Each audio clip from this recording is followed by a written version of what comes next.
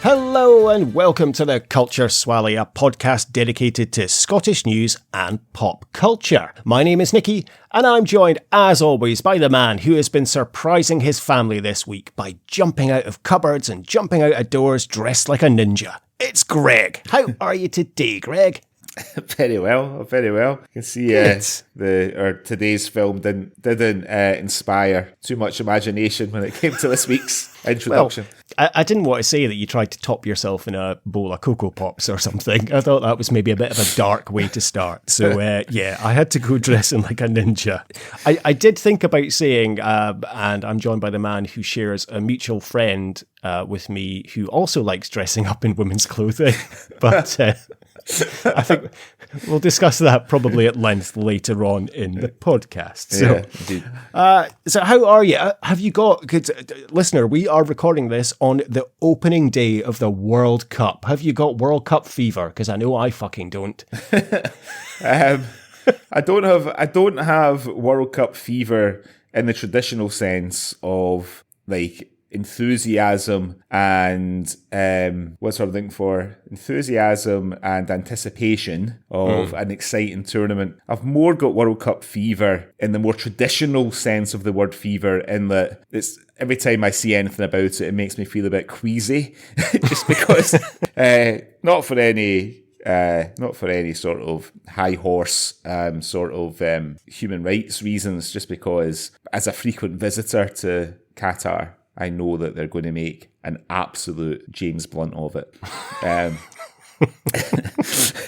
So I'm a bit fed up of hearing about it, to be honest. I know, it hasn't even started yet. It's just, it's bizarre. Okay, we'll get over the fact that it's Christmas. We shouldn't be having a fucking World Cup, you know. Mm-hmm. World Cup's about going to the beer garden and watching the football. It's not about drinking eggnog and getting your cozy socks on to watch it. Yeah. But despite all that, it just seems like a bit of a damp squib. And it's nothing to do with the fact Scotland aren't there. Christ, we haven't been there since 1998. And even then, I've always looked forward to tournaments, and so it doesn't matter that we're not there, but it just feels a little bit damp. I don't know. Once we finish recording, I will go and watch probably the opening ceremony, and I will maybe watch a little bit of Qatar against Ecuador to see if the Qatari bribes did work and Ecuador do lay down. I really hope that the Ecuadorians took the money. Hang on, alleged bribes. Bribes. Alleged bribes. Okay, I really hope that the Ecuadorians did take the money and then they end up thrashing them 5-0. But then they'll end up in prison. So that's probably... allegedly end up in prison for the alleged bribe. But never mind. So let's see how the shit show continues in Qatar. Yeah, it's just not very... the Qataris evidently are sort of changing the rules every day. The sort of rules of attending. The big news just the day before yesterday was that they've decided at this late stage that they're not going to allow people to drink in the stadiums, which, it's a bit late to be sort of bringing that in. 2 days before it kicks off. Yeah, but obviously, you live in the Middle East and I lived there for long enough as well that I am not surprised by the kind of last minute decision to just do that. And that's it. And that's it. Can't do anything about it. Yeah, done. Yeah, I know. It's all over. And I did laugh that, obviously they can drink in the fan zones, but it's limited to 4 drinks per person for the day, so that to avoid people getting drunk, which is fair enough, but also it's not really much of a carnival atmosphere, is it really? Like the World Cup's meant to be a proper little bubble and wonderful kind of occasion, but this is just going to be an absolute disaster, I think. Yeah. So it's probably why Scotland chose not to qualify, because we didn't want any part of that. So that's obviously why we're not there. They seem to have this sort of irrational fear of hooligans as well, and I can't imagine. Obviously, England are in the tournament, and England sort of carries a bit of a stigma with some of their fans over the years being involved in trouble around the world when they've gone to these tournaments. But I can't help feeling that the average guy who likes to have a tear up at the football is, and I could be wrong about this, but I can't imagine he's going to have the money to go to Qatar, one of the most expensive places on the planet, just to have a fight. You know what I mean? doesn't seem particularly likely. I mean, I can't speak for other countries' fans, but, I've watched a few documentaries about hooliganism, and obviously you and I were big fans of the Football Factory film with back in the day. With that old Danny Dyer, but I just can't see it, to be honest. No, I agree. I don't think it's there's not going to be a huge amount of fights, I would imagine. I would hope not, anyway. Let's just hope that football wins at the end of the day, and everyone has a lovely time and enjoys themselves, and that Germany win. So that's all that matters. I was going to ask you on a totally unrelated matter. So last night, my wife was out.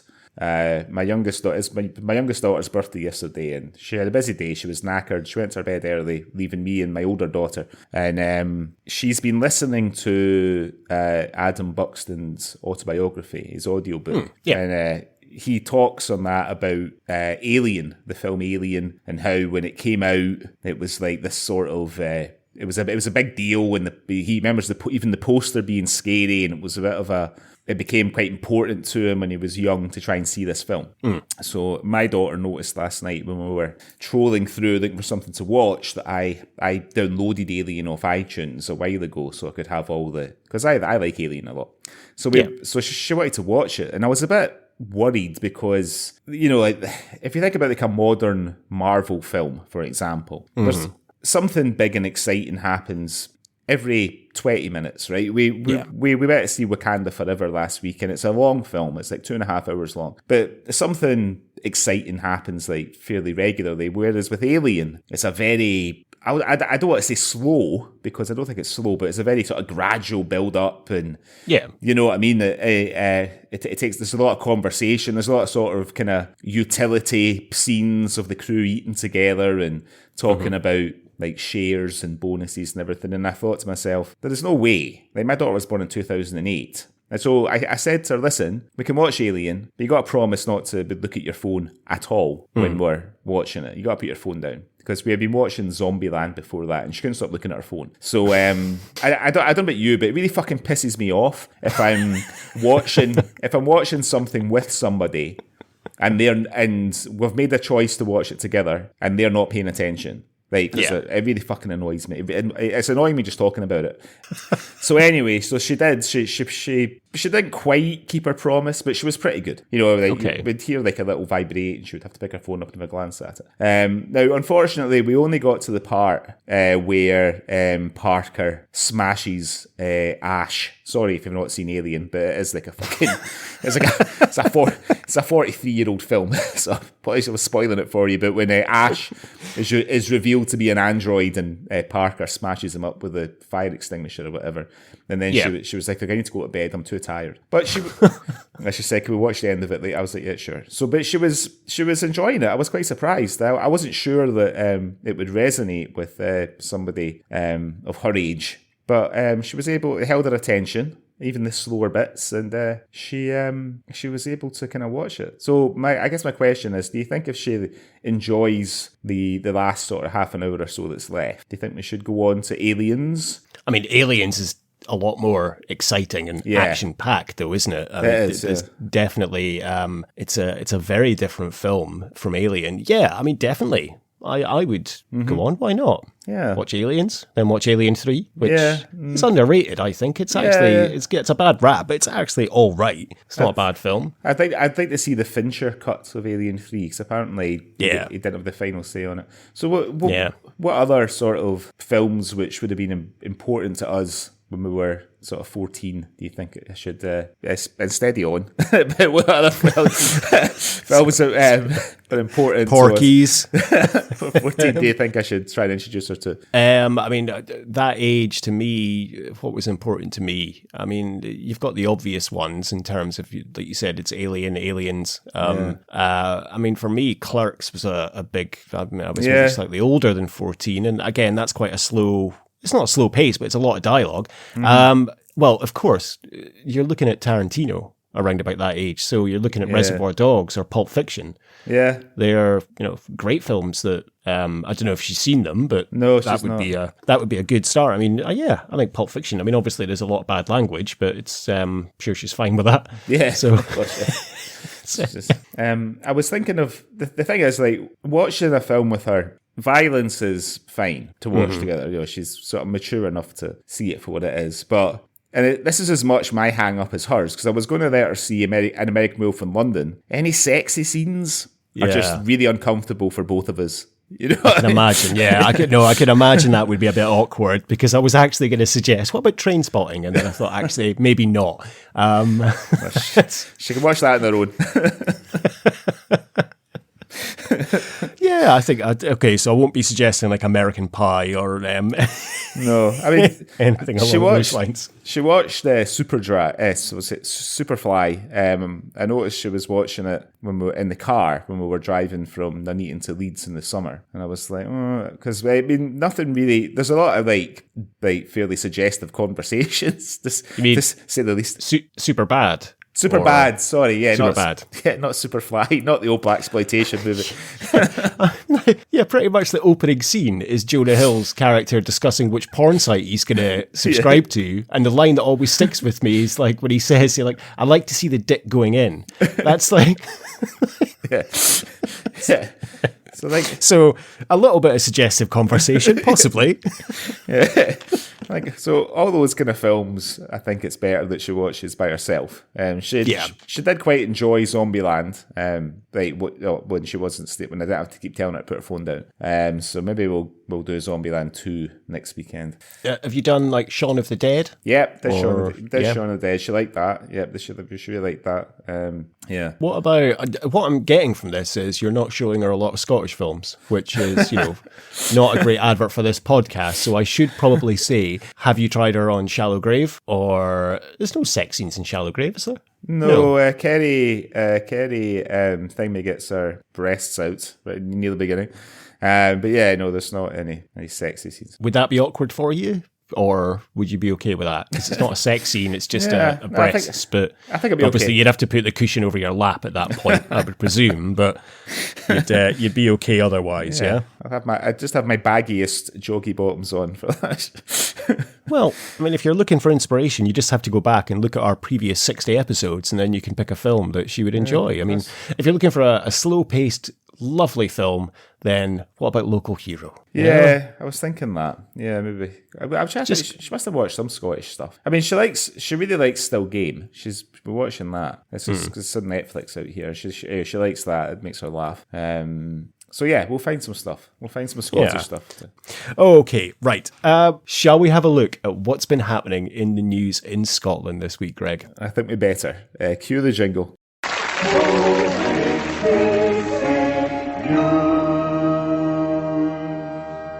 Hello, this is the Outer Hebrides Broadcasting Corporation, and here is what's been going on in the news. Okay, Greg, so what have you seen in Scotland over the last week that has caught your eye and you want to share with me and our wonderful listeners? Well, it's been a while since we've had any sort of scatological stories in the podcast. So this one comes from the Scottish Sun on the 16th of November. The headline is, "Poo done it. Someone broke down my gate and left a poo in the garden. I'm livid. An angry Scot has hit out at a mystery motorist who kicked down their gate and did a jobby in their garden." The incident took place last week on Halbeath Road in Dunfermline in Fife. It was just after the Scottish Cup match between Dunfermline Athletic and Celtic. It's understood that the source of the poo was a football fan who was leaving Dunfermline's ground after the game. The owner of the garden said they witnessed them enter their garden in what they believe was an emergency situation, judging by the consistency of the offending poo. Too much information. They then removed the gate and its hinges from the post before relieving themselves on top of the gate instead of on the grass, which was nearby. The offender then did a runner, leaving the poo for all to see. Taken to social media, the property owner has given the culprit the opportunity to correct their misdemeanour and clean up the excrement. They also claimed that they have CCTV footage of the owner of said poo. The post said, To the person that done a jobby last night at the side of my building on Halbeath Road, based on its consistency, it's clear that this was an emergency situation. However, you've not only taken the gate off its hinges, but also taken the hinges off the gate in your panic. You've then chosen not to turd on the grass, but use the gate that you knocked down as your toilet. It was after the Pars game, for anybody listening overseas. The Pars is Dunfermline Athletics' nickname. It was after the Pars game. Just watched you go into and put of the bathroom and then into your car that was parked immediately in front of my CCTV camera. I would appreciate if you come back with a bucket of water this evening to resolve the situation. I would. There's no follow-up article to say whether the guy came back. I suspect he probably didn't. I would like to think that maybe the reason he chose the gate was because maybe he was thinking, well, it just means that the owner can just take the gate and sort of bang the shite off it into the bin or whatever. I don't know. Maybe that's giving him more credit than he deserves. Yeah, but then he's kicked the gate off its hinges yeah. and then taking a shit on it. Like, talk about a dirty protest. That's just insane. I can only presume that he had a dodgy pie at the football or something. Possibly. Yeah. I mean, I've never been so desperate for a shite that I've thought, I know, I'll kick in somebody's gate and do a poo on top of it. In fact, I don't think I've ever done a poo outdoors in that urgency. I mean, obviously, when you're drunk, I've peed on probably many doorsteps and alleyways and doorways and probably some doorknobs and stuff, thinking it was hilarious when I was drunk. But I can't say I've ever been caught short of a poo. No, I've not. I remember when I was little. When I say little, about 8, 27, 7 or 8. But we used to live in Royston, just outside Glasgow, on the Glendale estate, and they were still building a lot of it. So there was a much more relaxed attitude toward safety and security back in those days, in the sort of early 80s, on building sites. So we used to play on the building sites when all the men had gone home for the day. And I can remember a few times, because I was worried that if I went home for a shit, my mum might not let me back out again because of what time it was. So just sort of leaning up against the wall of sort of half-built houses and relieving myself, just wiping my arse and whatever sort of was handy. And then... Oh, lovely. What, your hand? No, just like it was like any sort of bits of cloth or whatever lying about, just... Just a random bit of cloth lying around. You wipe your arse with it. Jesus Christ. I was only 7, do you know what I mean? Well, that's all right then. I don't know any better. So yeah, but no, I mean, as an adult, certainly not. Thanks for clarifying that. I mean, I can understand. I can understand, I guess. Obviously, the guy's just been desperate for poop, but there's no need to kick the gate down. I wonder if maybe he was positioning himself to do a poo on the gate, and then maybe he backed into it and it collapsed. And maybe that's why it looks bad, is that maybe he sat in it. And then had to find a random bit of cloth to wipe his arse with. Yeah, he's got into his car like a baby. Well, I don't know how much experience of babies you've got, but there's been a few times when my two were babies and you change a nappy and it'd be right up their backs. Do you know what I mean? I'm sort of driving back to Glasgow with like shite all up his spine, Massively regretting that curry pie that you had at the Dunfermline match. Yeah. Oh dear. Oh well, that's a lovely little tale to kick us off. Jesus Christ. I mean, I don't know if there might be more to it, because it does seem quite a sort of targeted...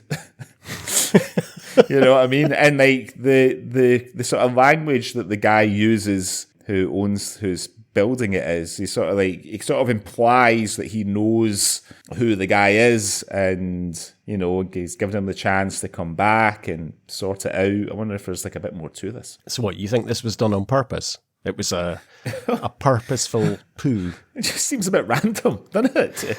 You know what I mean? I mean, is there no pubs? There's no pubs nearby that the guy could have sort of darted into? Well, you would think so, but I don't know. Maybe he's just, when you've got to go, you got to go. I guess that's the situation there. Yeah. Well, let's hope that neither you or I or our listeners ever find ourselves caught that short, that we've got to go to those lengths to relieve ourselves. Anyway, so that's my first story. What's your first story this week? Well, funnily enough, you've said it's been a while since we've had any scatological humour on the pod. I think it's been a while since we've had any sectarian abuse and humour on the pod. So I'm going to take you from an article this week in Glasgow Live. And this is concerning a woman who hurled sectarian abuse at her neighbour and then spat on a police officer has avoided jail. Anne Lindsay, 58, made the remarks towards Michaela Hay at their block of flats in Bishop Briggs. Lindsay, now of Kirkintilloch, shouted, "You are a cow, and I'm going to get away with this. Cheerio, you're 10 in a row, you bastard." Oh dear. The lout, she's 58. She's not a lout. She's a fucking grandmother. Like, she's not a lout. Was later picked up by the police. The lout was later picked up by a police officer who was spat on by Lindsay during a tirade. Lindsay pled guilty at Glasgow Sheriff Court to breaching a bail condition by contacting Miss Hay. She also admitted behaving in a threatening and abusive manner, as well as culpable and reckless conduct. Sheriff Stuart Reid put Lindsay under supervision for 20 months. He told her, "It seems you've pulled yourself up. However, this is an alternative to custody." The court heard that Lindsay was granted bail for a separate matter in February 2021 with instructions not to contact Miss Hay. The victim was in her flat when she heard shouting and swearing coming from Lindsay's property in May the 18th, 2021. Miss Hay recorded Lindsay making the sectarian comments on her mobile phone and then made a 999 call, which police officers attended and found Miss Hay visibly upset. Lindsay was arrested and she continued to shout and swear. She said, "It's because of that wee grass up there," in reference to Miss Hay. Lindsay then shouted at the flat. Now, bear in mind, the police are here at the time. She shouted, "I'm going to fucking murder you." She then turned her attention to PC Linda McCafferty and said to her, "And I'm going to do you in as well." She was taken into custody where she continued to shout and swear close to the PC McCafferty. As she did so, a bit of spit from her mouth came out of her mouth and landed on PC McCafferty's shoulder. Now, to be fair, it sounds to me like she's just going mental and a little bit of spit's come out, whereas they're kind of positioning this as like she's spat in her face. It's a little bit of spittle has come on her shoulder, which is fair enough if she's having a tirade. Callum Ross, well, you know what I mean, come on. It's fair enough. Callum Ross, defending, told the court that Lindsay has moved since the incident and she's had time to reflect on her offending and what led to it. She is doing what she can about it. She's very candid and describes her embarrassment and shame as the result of her own actions. She is disgusted by her behaviour and is sincerely sorry. So there you go, Greg. You are a cow and I'm going to get away with this. Cheerio, you're 10 in a row, you bastard. Hey, at least it's a good rhyme. Cheerio, you're 10 in a row. So I wonder what football team Anne Lindsay 58 supports. Jeez. I mean, there's no need for sectarian abuse, but I just found it quite funny. I liked the little rhyme, I think, was the reason why. And it's more the fact it's a 58-year-old woman being arrested for sectarian abuse. Like, as we've just said earlier, we English football fans have this stigma about fighting and stuff. And when you think about sectarian abuse, you do, generally, I would say, you think of like an older man hurling that around, not a 58-year-old woman. Yeah, it's you would think she would sort of know better. Do you know what I mean? Well, you think, yeah. I'm not going to say that I find it funny, because obviously it's not funny, but I find it so weird that, and I'm not saying that there's any justifiable time where sectarian abuse is acceptable, but the fact that you can now be arrested for it, when I was growing up in Glasgow, like everybody would have been in jail if you could get arrested for sectarian abuse back then. So I just find it it's just, I mean, I guess it's good that it carries a penalty now for it does. It is good because, I mean, effectively, it's a form of, it's not racism. You know what I mean? It's the same kind of thing, or xenophobia. It's you're insulting someone because of their beliefs. And to use that word, you Fenian bastard, that's holds connotations and it's quite heavy language. And I agree. I think it is good that is being punished. But as you say, back in the day, it was kind of anything goes, really. But no, I think it's commendable that people are being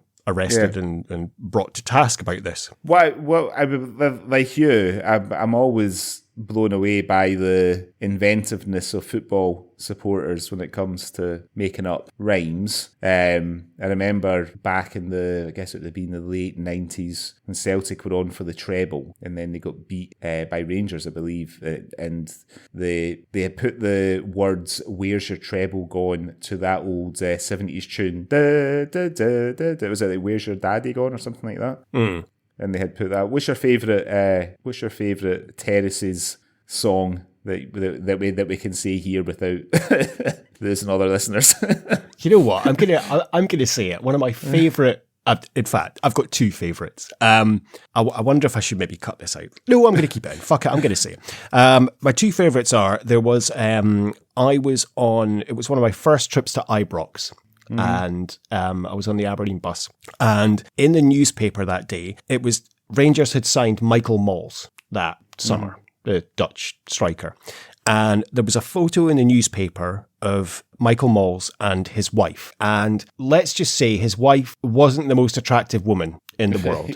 And for pretty much 90 minutes at Ibrox, the whole of the Aberdeen support sang, "Oh, I'd rather shag a sheep than Mrs. Malls. Oh, I'd rather shag a sheep than Mrs. Malls." My second favourite was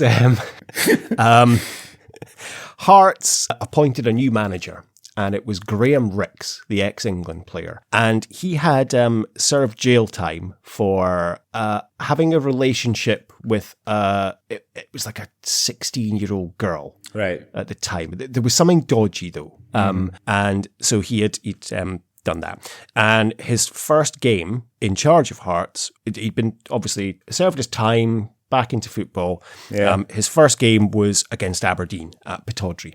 And again, for pretty much 90 minutes, the whole Aberdeen support sang "Young Girl" by Gary Puckett and the Union Gap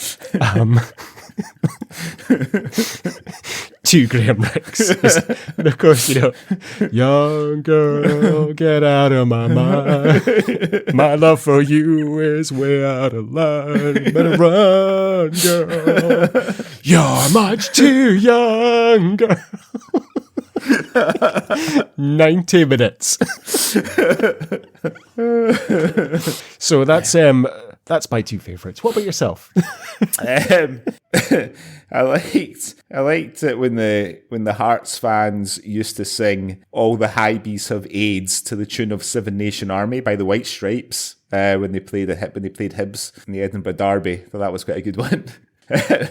But I don't know. I think I quite enjoyed your Graham Rix story. We're not going to get any inventive chants at this World Cup, though, are we? No, don't think so. I don't think you're not going to be getting any abuse of anything like that. So that's a shame. That's going to be sorely missed. But you're right. It is always wonderful, the inventive chants that fans can come up with, and it's a kind of a underrated art, I think. It is. I mean, I guess all it takes is like one person to kind of come up with it, and it can spread like wildfire around the stands in like no time. And it becomes like an instant hit. You could reach more people at like a sold-out Pittodrie with one song than you could if you tried to put a song on iTunes. Do you know what I mean? Yeah, definitely. Good. And I think it is a lost art because the Aberdeen would basically sing the same songs every week, and it's odd, a new song it doesn't really happen that much nowadays, which is a shame. It's something that really needs to kind of come in and get boomed out. That's the thing. Indeed.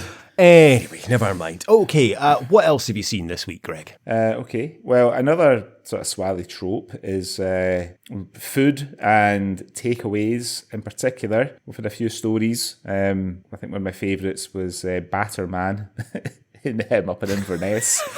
That was an absolute belter. This one comes from the Scottish Sun again on the 16th of November. The headline reads, Pasta La Vista. I ordered from a bizarre Italian takeaway. It has a meal which is rated 18 plus on the menu, and it sells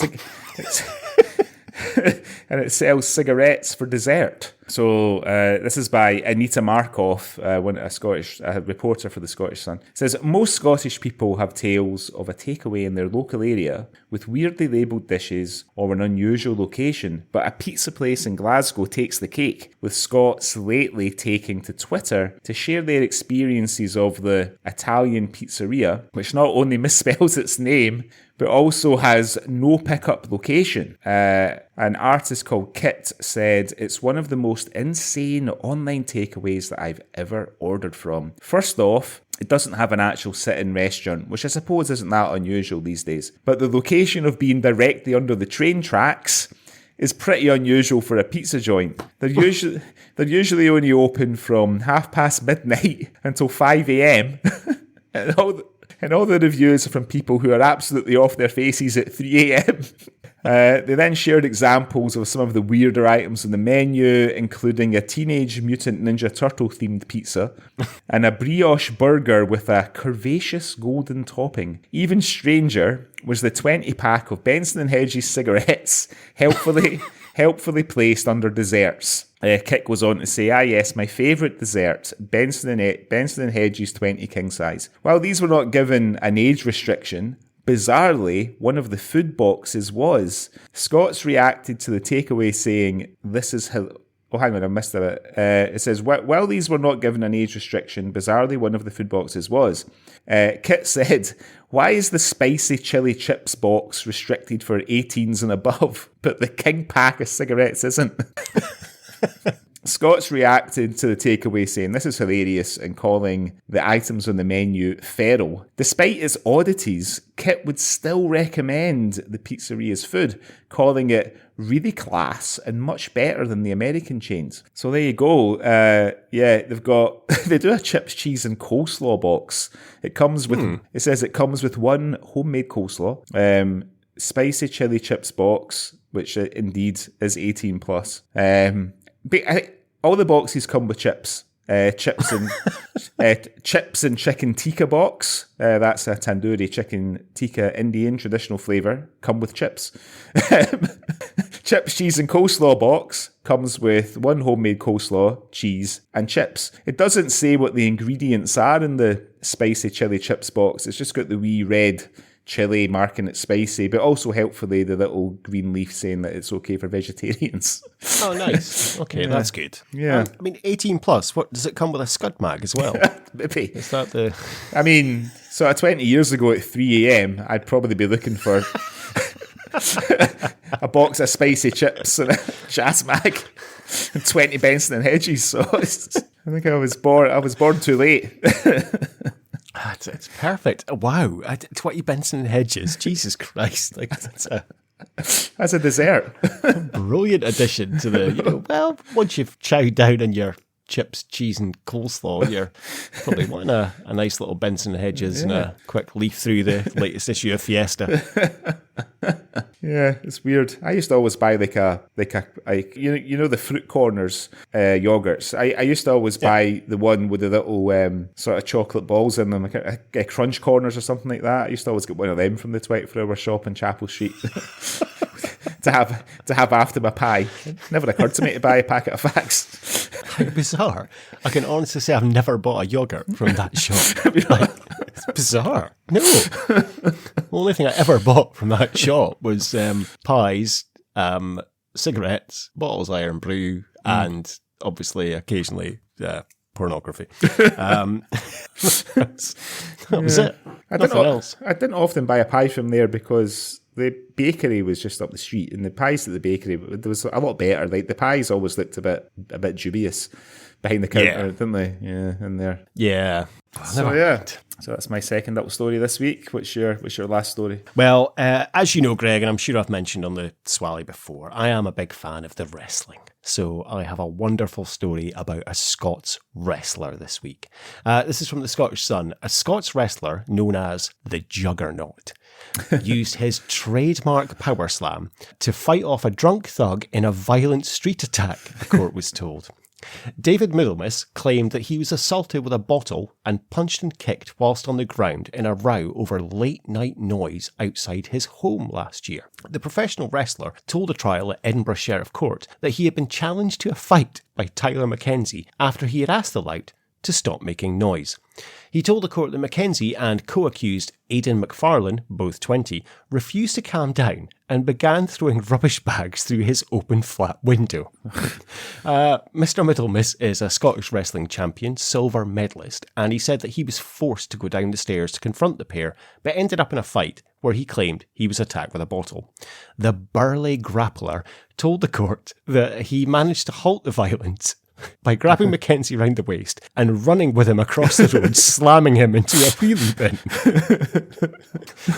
Mr. Middlemiss said that he believed his life was in danger, and following his running power slam move, the pair ran off and were picked up by police attempting to flee in a taxi.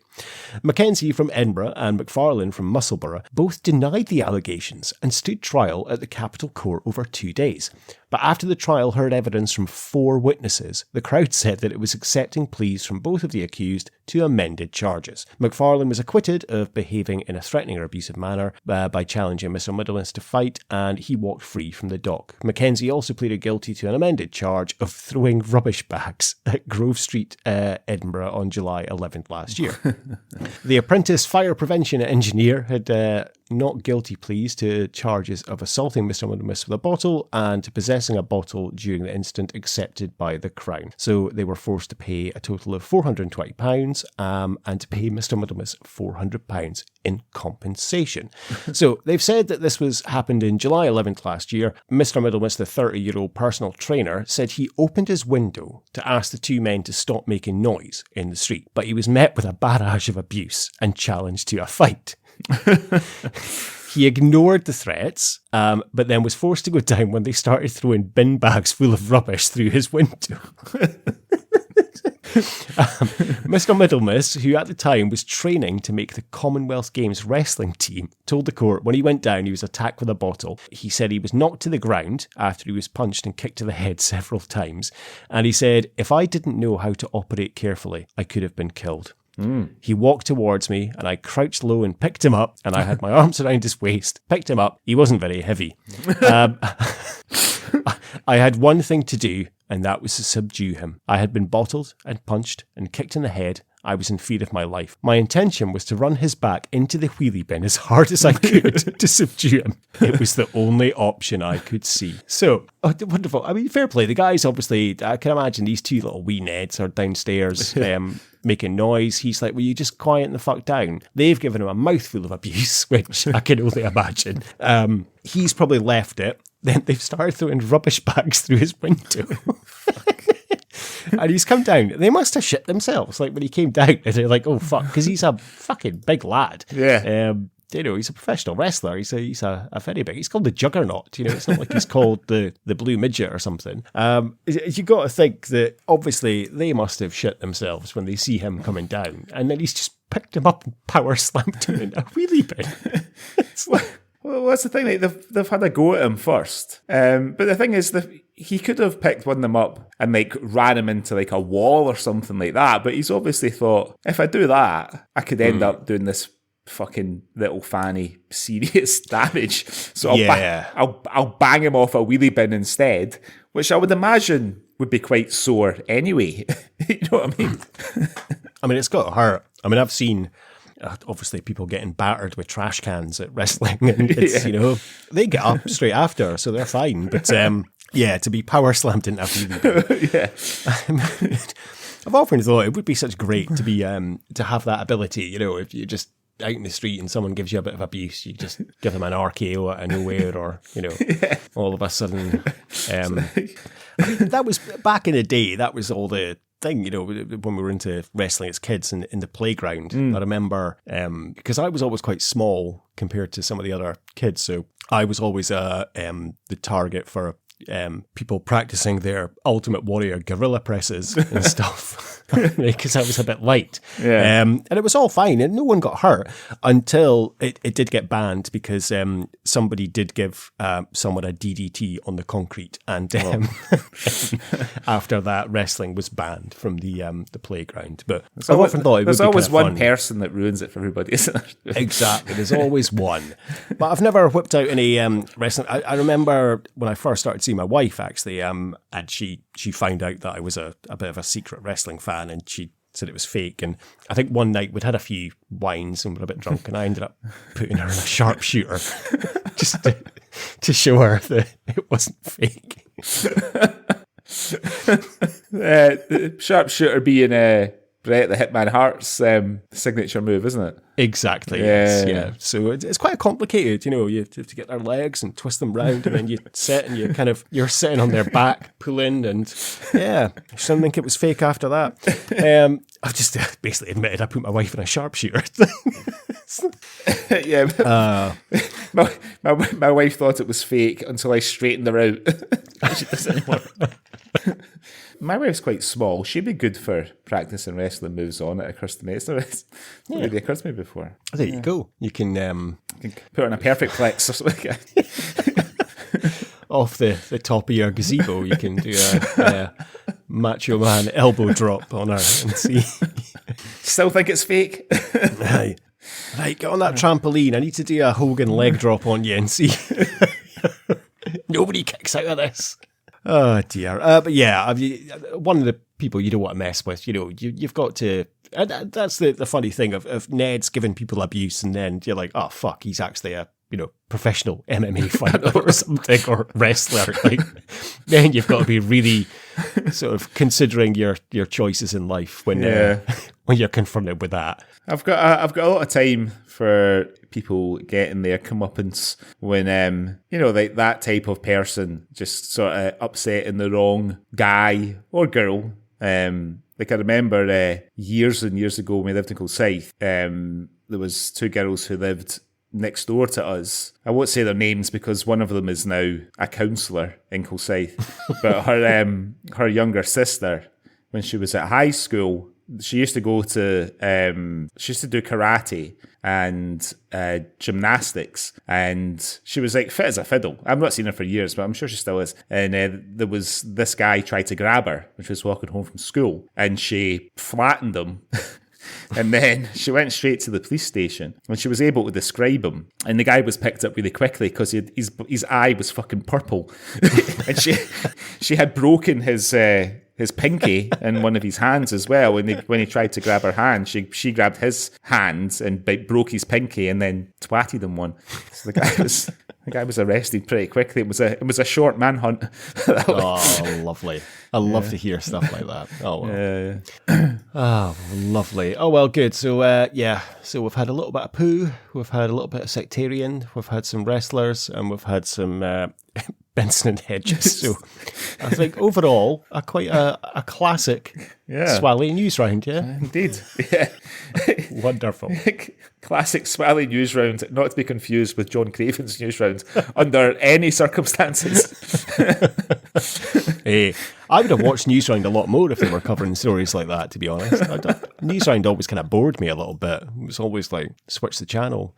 I mean, it was always that, because I never liked Blue Peter either. So it was only was it a Tuesday and a Thursday? It was like, that was when Biker Grove and Grange Hill were on. So, but yeah, like Monday, Wednesday, Friday, Blue Peter was on. Once Newsround came on, that was it. It was over to... Friday was Crackerjack after Newsround. I don't know, maybe you're a wee bit too young for Crackerjack. Before my time. Yeah. So I just had an image of... because I remember Newsround, and it would kick off with John Craven sort of doing the headlines, and like it would be like a full screen behind them of that, whatever he was talking about. So I remember, it's not a great example, but when... I won't say it, but I'm not going to say it.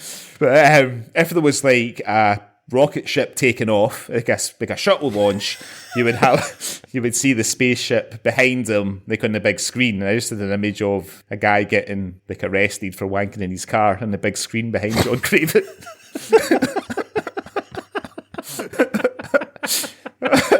Today in Livingston, a man claimed that he was trying to chase a bee off his genitals. Oh, dear. Okay, moving swiftly. Have you seen anything else in the news this week, Greg? No, not this week. Okay, we'll leave that with the wanking bee then. Okay. Right. Before we go on to what we're going to be talking about on the Swally today, let's have a little word from our sponsors.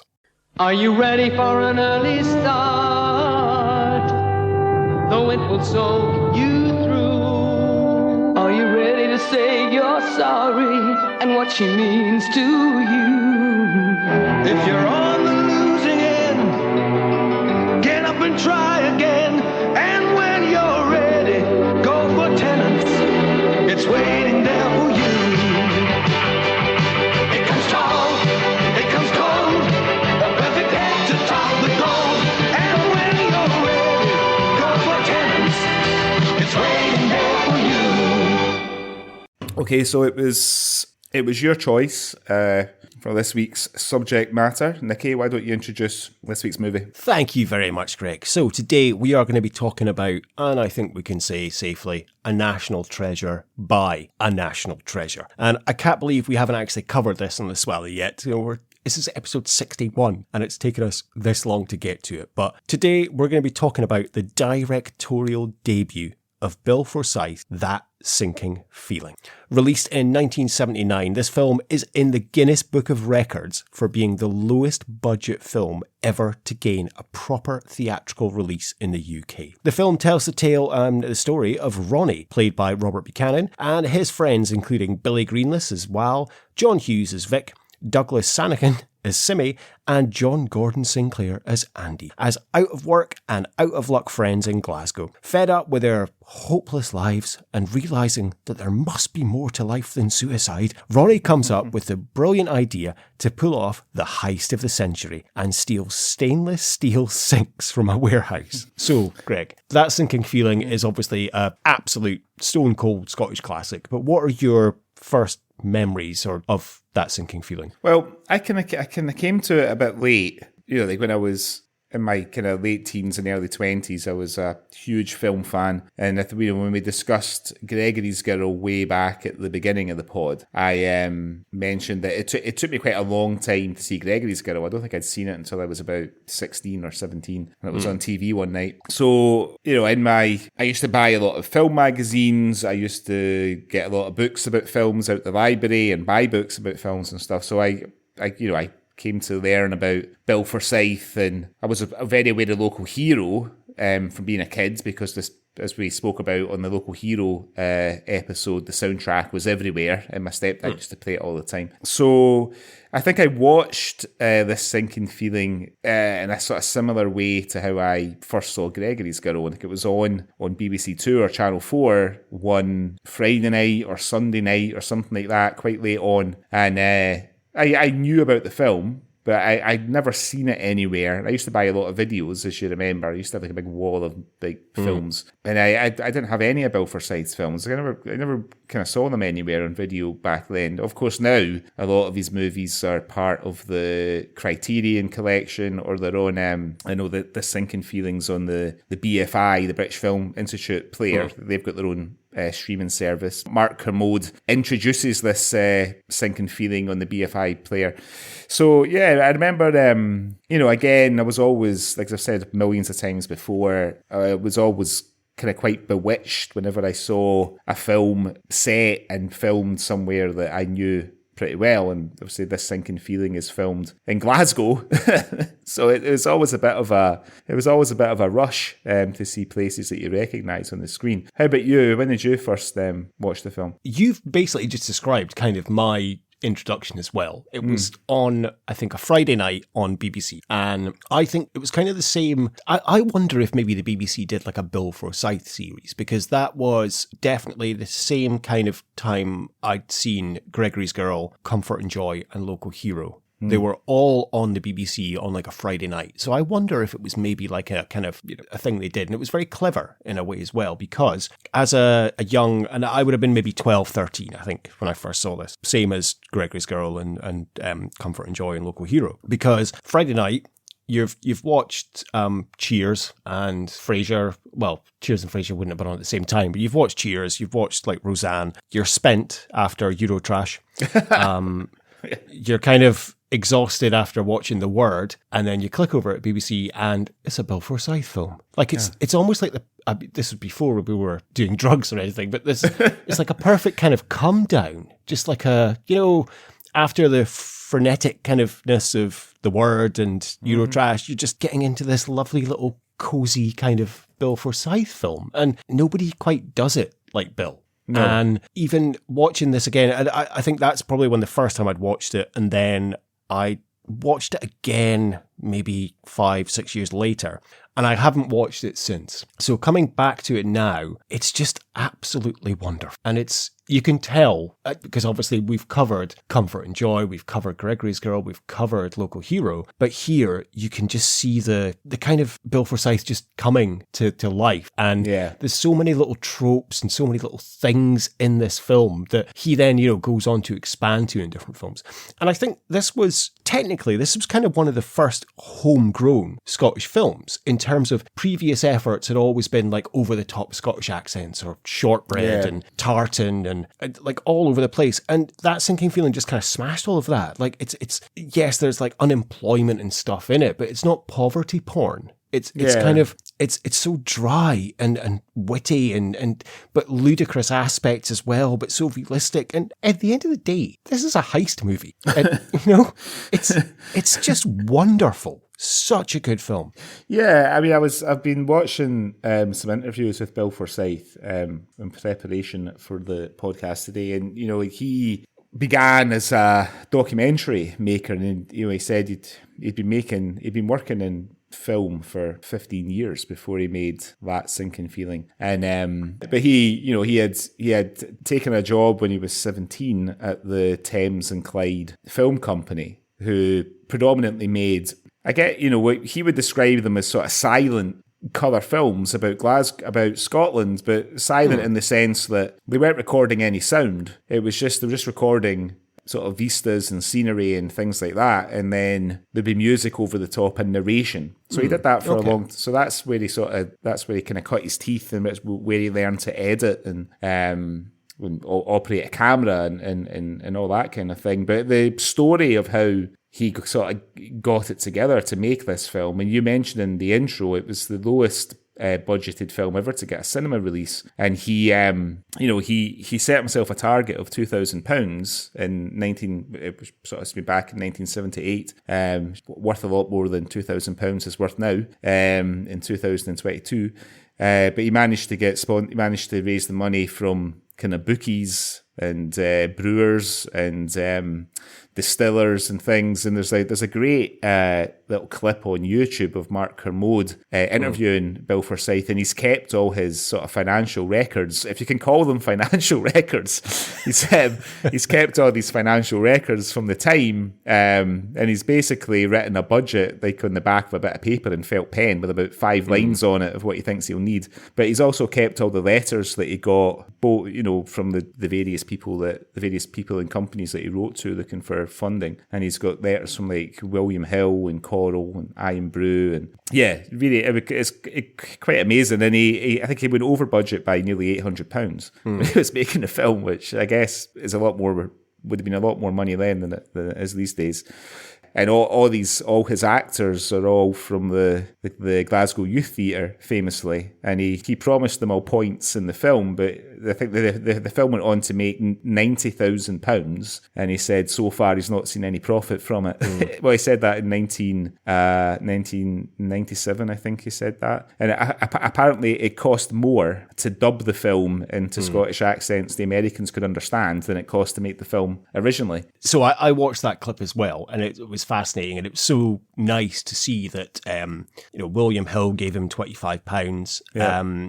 It doesn't mention it in that clip, but I watched the director's commentary with Mark Commode and Bill Forsyth for the 2014 DVD release, which I'll mention that again later. But he does mention in that Tunnocks gave him £45 and a supply of caramel wafers and tea cakes and stuff. And Tennant's gave him £100. Which he was like, when that came in, it was like, wow, this is amazing. And, good on you, Tennants. I'm so delighted. Iron Brew, nothing. And that's why he rewrote the last scene, because they decide that they're going to knock off the Iron Brew factory. Talking about the redub version, which I'll come to again later. But yes, they redubbed it for an American audience, and they didn't use the original cast. Have you seen any of the redubbed version? So I watched the sort of the old famous American film critics Siskel and Ebert. That's exactly what I watched. Yeah. So there's an episode, not a great quality episode, but there's an episode of their TV show on YouTube where they review The Neverending Story, The Last Starfighter, Electric Dreams, and they finish on That Sinking Feeling. And the clips that they show of the movie are the dubbed version, where everyone sounds a bit like they're off Take the High Road, they're quite soft accents. Yeah, I mean, it's kind of posh Edinburgh accents, isn't it? And it's so jarring to watch that and see Ronnie saying, this morning I tried to drown myself in a bowl of cornflakes.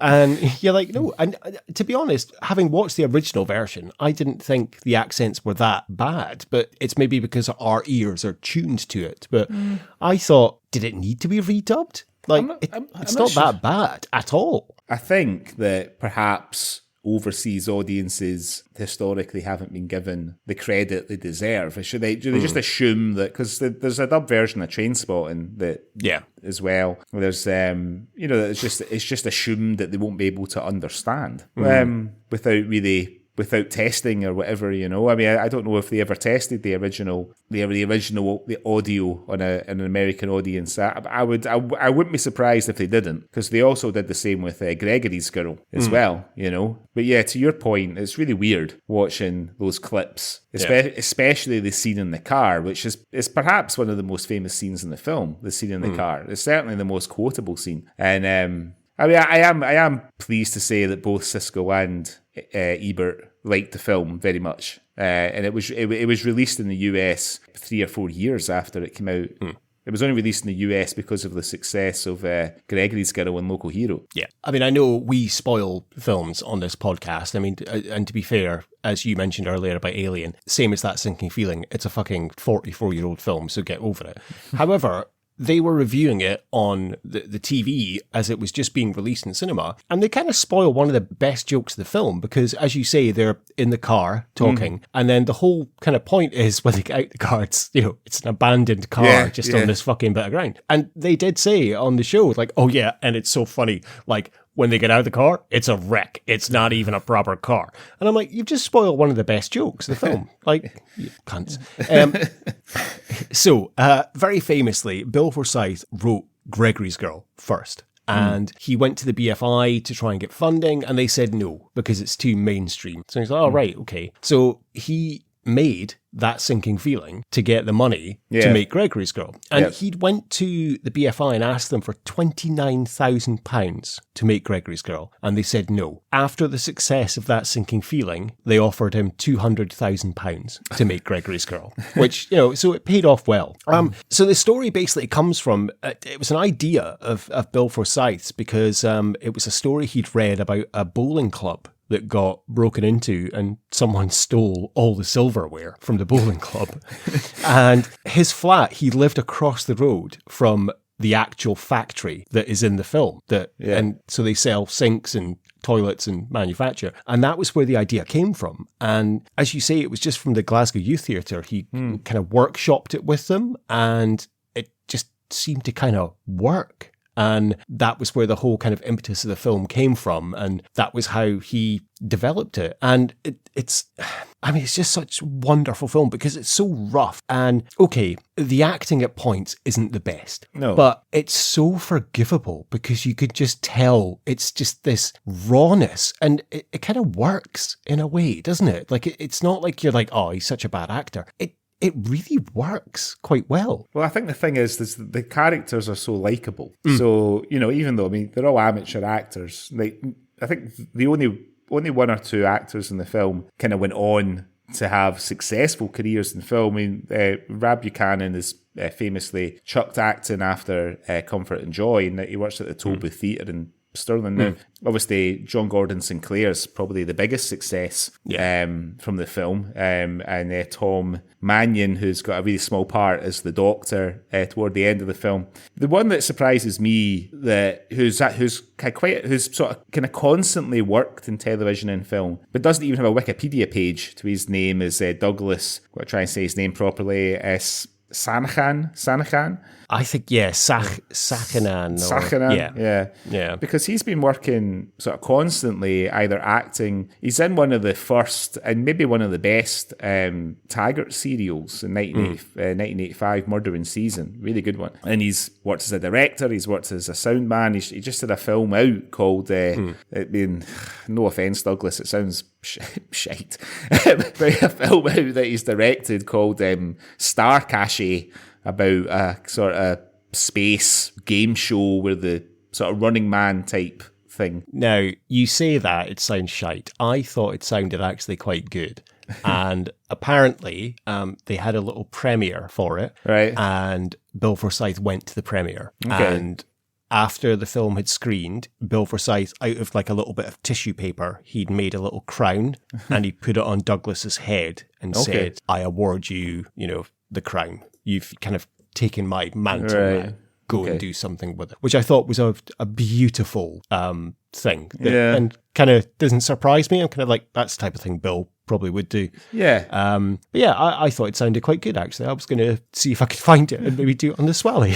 Well, yeah. I think, if it's Scottish enough, then we'll definitely do it on the Swally. So he's kind of worked through it all these years. Now, I know we're sort of leaping ahead, but our Swally Awards, there's not a great deal that we can award. So I thought to myself, maybe I'll play a game with Nikki, because the thing about the actors is, because it's the 70s, they all look, a lot of them look a lot older than they're supposed to be. Now, Rob Buchanan looks like he's about fucking 45, but he was actually only 17. So I was going to play this game whereby I got you to guess the actual ages of the actors, but there's not an awful lot of information about the rest of the cast as to what age they were born. Now, John Hughes, who plays Vic, if you click on John Hughes on IMDb, it's evidently not the same John Hughes, because if you click on John Hughes... the director? No, it's an actor who was born in 1930. So for a couple of minutes I was thinking, there's no way that guy that plays Vic is 49 when this is being filmed. It did, but for a second or two. Anyway, I wasn't able to play the game.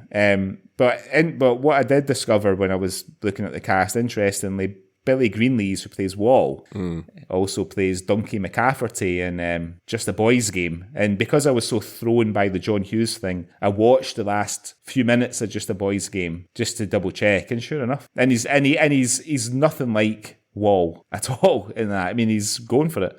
I had that in my notes. Billy Greenless, who plays Wall, has just 4 acting credits. That Sinking Feeling, Just a Boys Game, Gregory's Girl, and Comfort and Joy. If you're going to say to a Scottish actor, right, you're going to be in 4 things, that's a pretty fucking epic 4 things to just be in, and then you're like, you know what, I'm done. Yeah. I'm going to knock it on the head. It's not paying enough. But yeah, I agree. I think, just like you've said, like the cast, what gives away their age is basically the fact that they are all from the Glasgow Youth Theatre. Yeah. And the fact that they all have very bad skin and acne, which gives away that they're teenagers, effectively. So, I mean, but their skin is terrible in this film, really bad. It's that 1970s skin. There was no spot cream back in those days. It's all that Tunnocks and Iron Brew and cornflakes, evidently, as well. Okay, so obviously we need to talk about Robert Buchanan as Ronnie, who is effectively the lead character in this film. And he does a wonderful job, as we've seen in Gregory's Girl and of Comfort and Joy as well. But in this, he really is leading it. And the opening scene is so good when he's just giving that speech to the statue. And you really kind of believe the plight that he has. And like I say, it's not the best acting, but it works because he's got this charm and kind of just likability. And as we said, that speech in the car when he's speaking about trying to kill himself with a bowl of cornflakes, it's just hilarious, the delivery of it. And it's so good.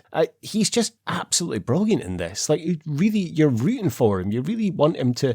And, you know, the little scene where he sees the sink and you kind of see him like thinking like, oh, you know, I mean, literally could have taken a sledgehammer and just hammered it over the audience's head if this is what he's thinking that's going to happen. But it does kind of work. I tried to kill myself today. Just after you left, Wal, I took a mouthful of cornflakes and milk, held my nose shut. I tried to drown myself in cornflakes and milk. No, if you want to kill yourself, what you do is, you stand somewhere wet, get yourself a good earth, then plug yourself into the mains. That's what I was going to do. Woof! No. I think the best way is out a window. Really high up. Hit the ground at 120 mile an hour. I was going to try that up at the high flats, but the lifts was stuck. Couldn't be bothered climbing 400 stairs. Christ, you'd be fit for nothing by the time we got to the top. Yeah. He's good. I mean, like the scene at the beginning, I don't know if it's by design or if it's because he's obviously an amateur actor and it's like a one-hander scene. But it doesn't sort of lean on the pathos too much. You know what I mean? Like you sort of get a sense of the fact, of his frustration, but he's not. I don't know. He's not sort of looking for sympathy as such from the statue. He's just frustrated at his predicament. I think that's the thing about all of the characters. It's not, they're all in a bad situation. They're all out of work or, having to scrabble money together to buy a coffee and a hamburger. But they're not wallowing kind of in their misery. They're all kind of quite upbeat and they're okay about it, apart from obviously the car scene when they're speaking about the best ways to kill yourself. But they obviously want something a little bit more. But as they say, there has to be more to life than suicide. They're lighthearted about it and they want to do something better, but they're just kind of stuck in a rut, really, until Ronnie comes up with a wonderful idea of stealing stainless steel sinks from this warehouse. And the elaborate plan they come up with is just fucking absolutely brilliant. Like I say, this film is a heist film, and it's like watching, did Ocean's 11 kind of steal from this film? Like the ludicrousness of the nature of how they're planning this.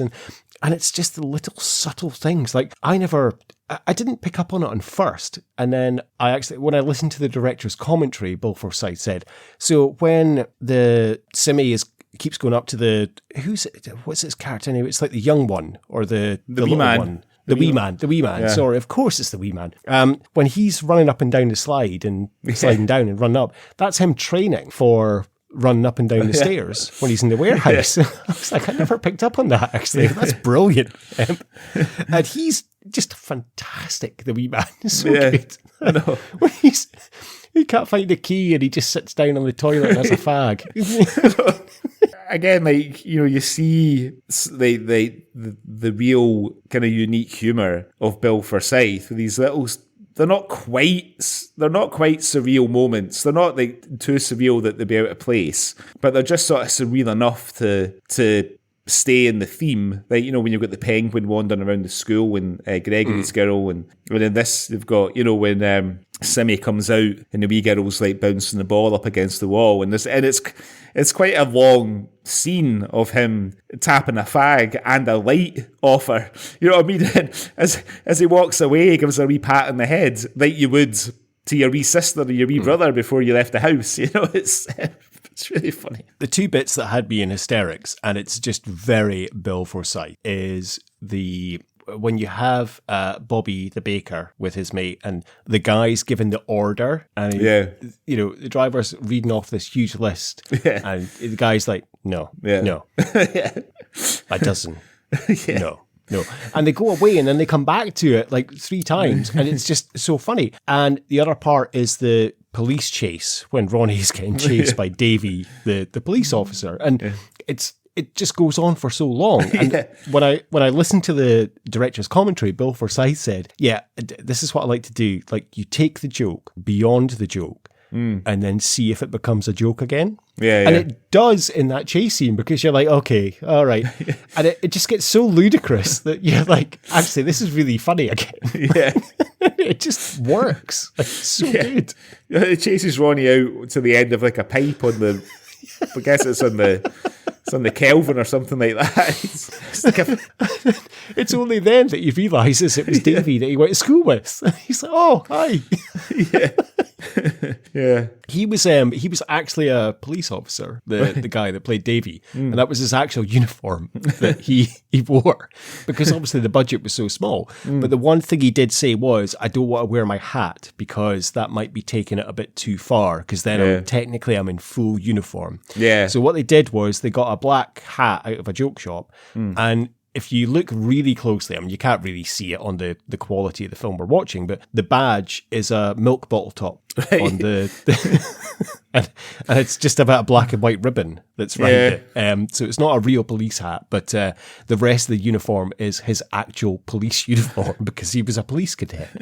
And again, the ludicrousness of, do you want to see my whistle? Even when he gets, even the sound effect they use when his radio goes, when they're giving him the shopping list for the station, and it's obviously just somebody off camera making a wee funny kind of radio type noise, you know. So I mean, the heist itself is so elaborate in terms of the way, and I love the character of Vic, that he is just instantly, well, why don't we dress up as women? And I'll do it. I'll be one of them. Decoys. 2 guys dressed up as cleaning ladies to take care of the night watchman. You know, we can get wigs and makeup and a dress. I'll be one of them. And I think it's quite progressive. I mean, remember, this was like the late 70s, but the character of Vic, obviously his girlfriend Mary, is a bit like, are you okay? Are you feeling all right? But they don't make light of Vic's obvious kind of cross-dressing fetish. Like, it's not like I mean, it is a joke, but it's not they're taking a piss out of it. It's kind of accepted in a way when he's like with makeup, which I think is hugely progressive for the time of when this was. And okay, it's funny, we laugh at it, but it's quite carefully done. You know, when he's sitting with Mary reading Cosmo and he's asking about what colour of tights should I wear and stuff, and then he's obviously quite pissed off when Wal kind of looks like better than him, and the security guards kind of taken away with Wal rather than with him. Even like afterwards, and he can't sort of shake it off, and he keeps talking in his lady voice by mistake later on. You know, he's out in town with he's looking at girls' clothes with Mary's girlfriend in the shop, and she's got to shove him out the shop. I'm a boy. And I love the scene of Wal and the security guard when they're kind of playing around and stuff in that part. That wasn't in the script. That was improvised, and that was them getting ready for a take, just mucking around. But Bill Forsyth was filming, and it was so good that he kept it in the film, because it works so well. But he's actually good, Billy Greenless, because you know, I suppose his other big part is the aforementioned Donkey McCafferty in Just the Boys Game.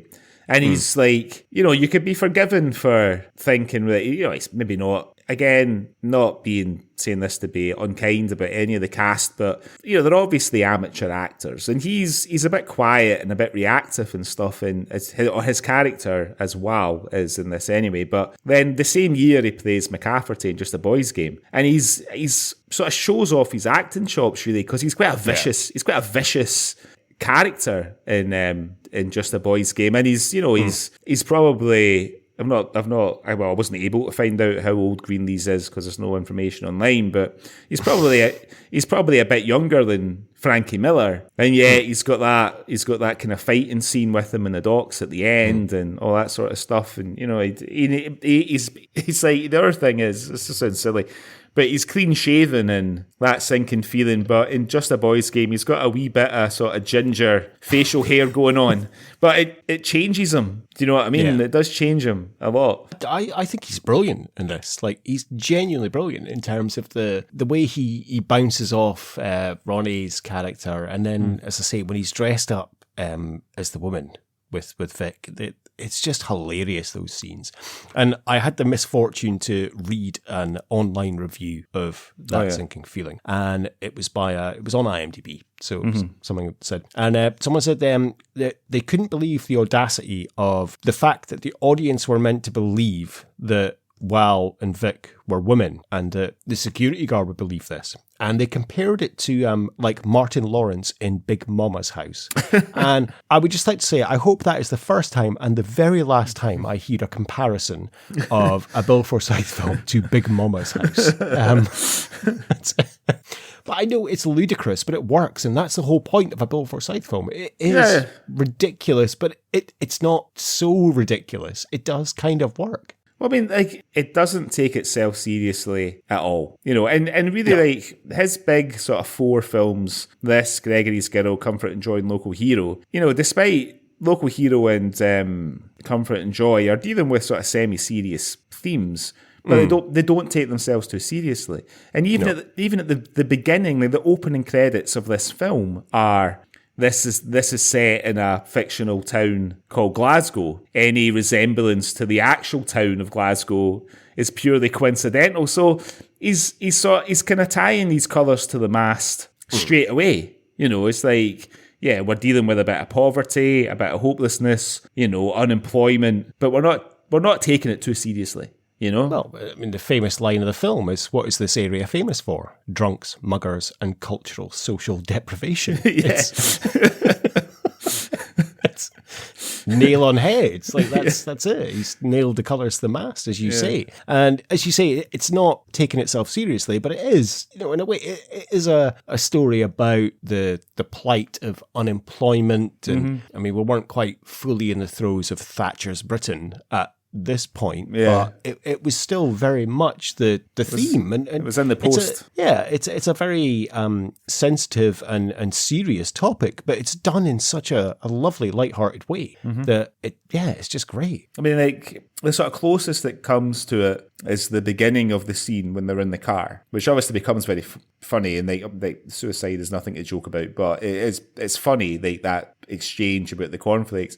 But at the beginning of the scene, like, Ronnie says, how was your day? And Simmy's like, very enjoyable. Like, obviously being sarcastic, like, fucking great. I've got no job. I'm sitting in a wrecked car in the middle of a bloody bit of waste ground, and then it kind of lightens up bizarrely by talking about suicide.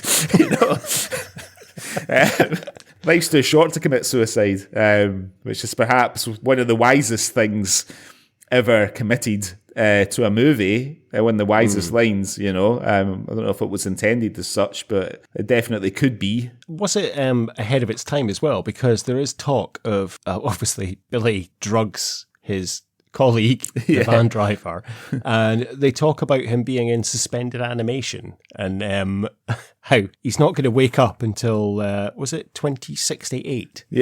Because of the drug. And I love that. I tried it on a rat. It was asleep for 4 months, but it woke up fine.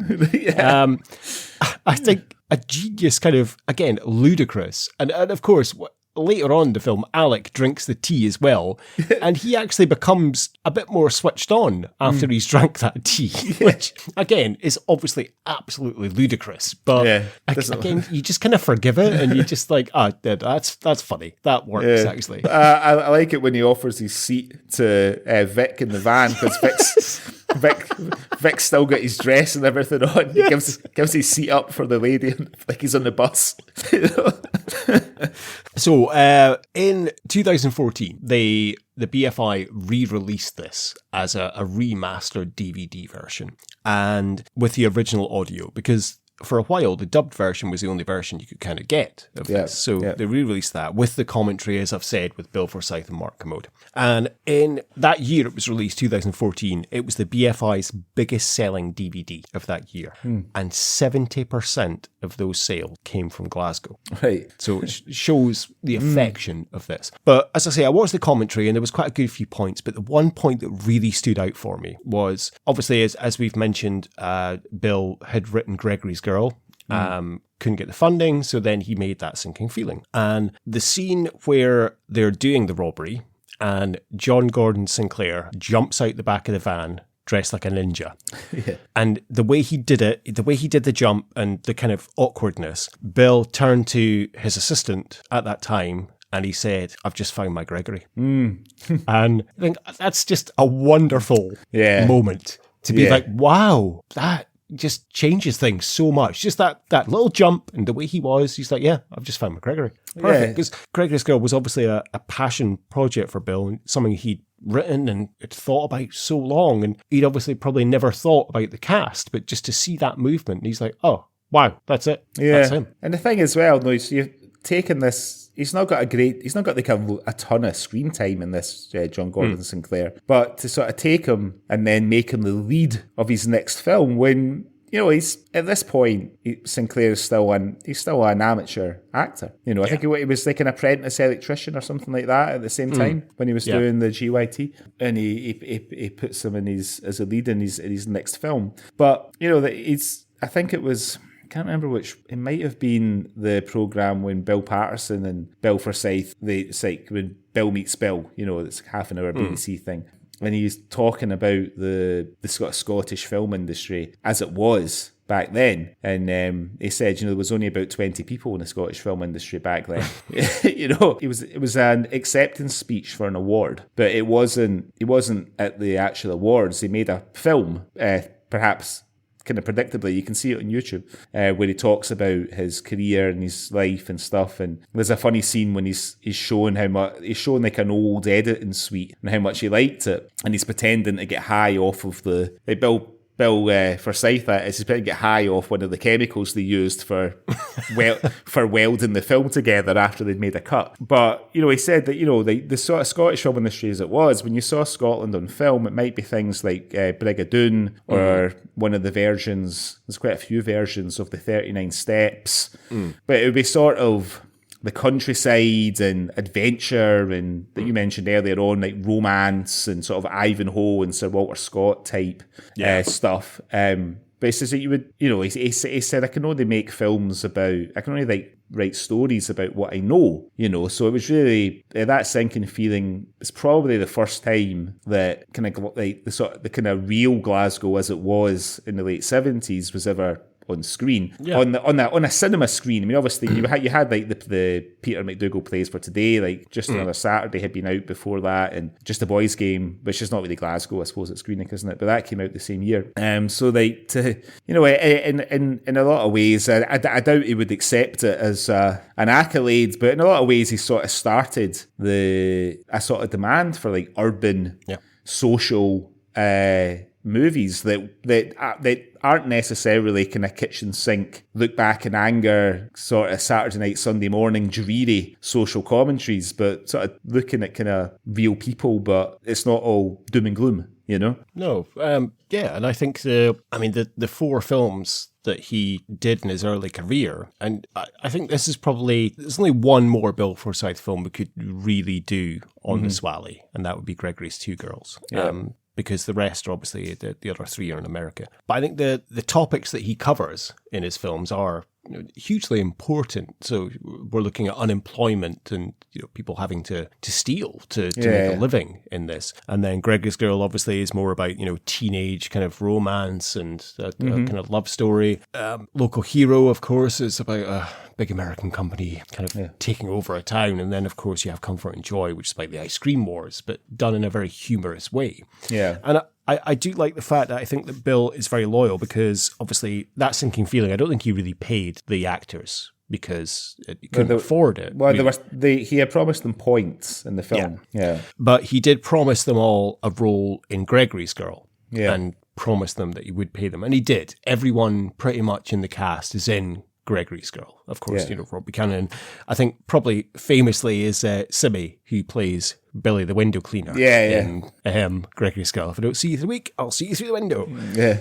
And pretty much all of the cast are in Comfort and Joy as well. Little parts, like working in the ice cream van factory.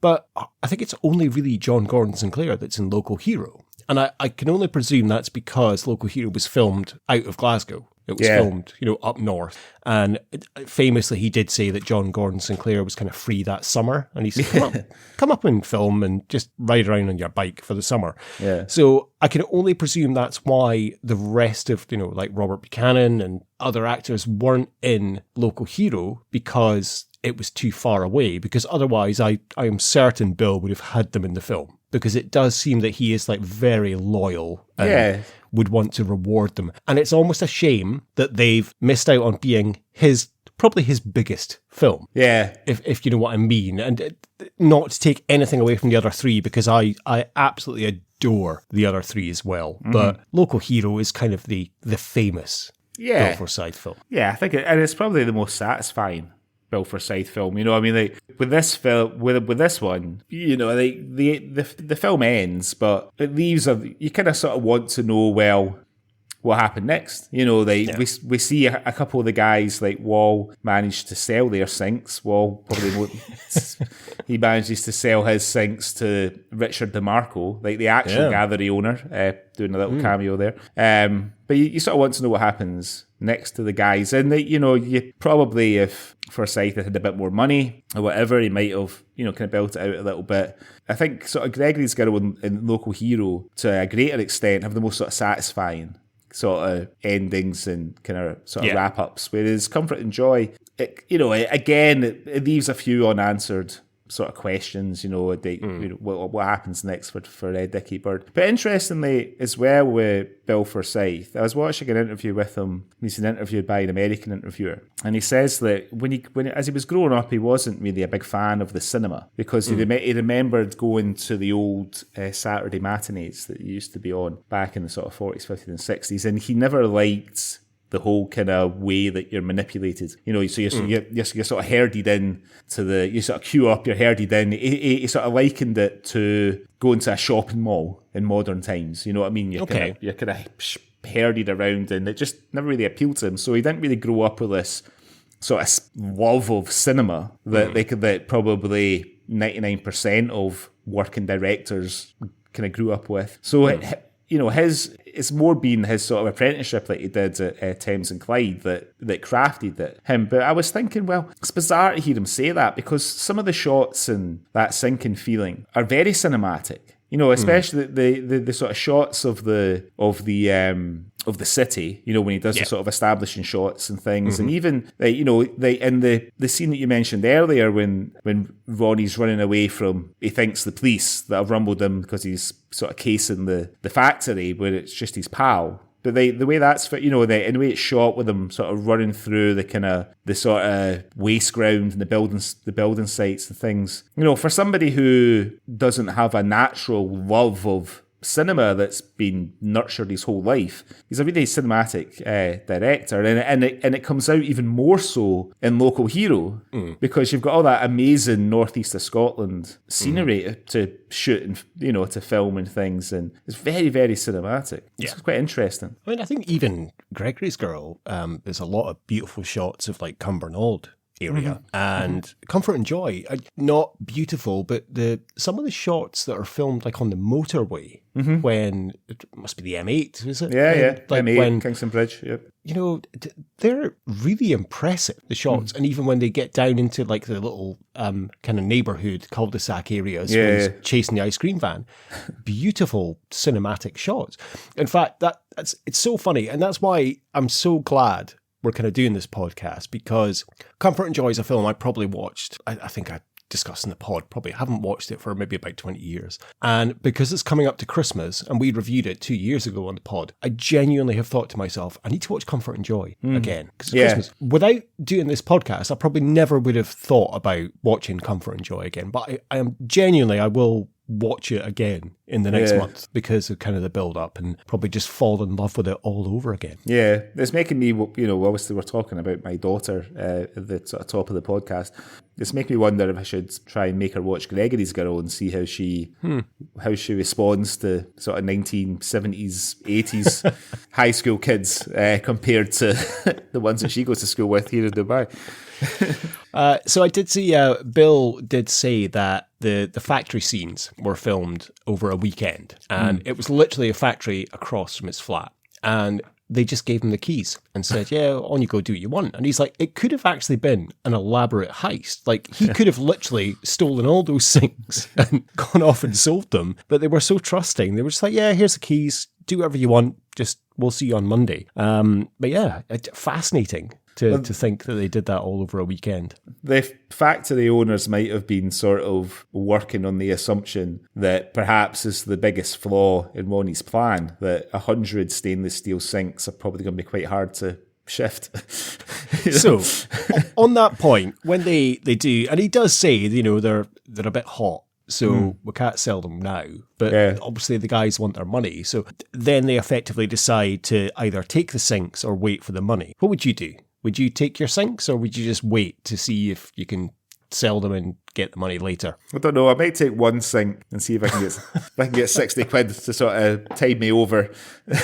Wait for the big bucks to come in. What would you do? I think I would wait. Yeah, I think I would be too nervous about obviously having 8 sinks each, they say, or is it 7? And then some for the driver. Yeah, they say they want to make sure the driver gets sorted out as well. Which is lovely. It's so generous of them to be like, you know, we need to get him. Whereas like John Gordon Sinclair's character wants to sell his kidneys. The kidney market is really hot at the moment. You know? Yeah, I think I'd probably wait for the money. I don't think I would be caught with the sinks. And I can only presume, because obviously in the van at the end, when they have the mix-up and they take the wrong van, which is full of donuts. And I that's another Bill Forsyth part I love, is when you hear the police call out go. It's like, there has been a van reported. It contains 40 donuts, 2 apple turnovers, no chocolate donuts. Repeat, no chocolate donuts.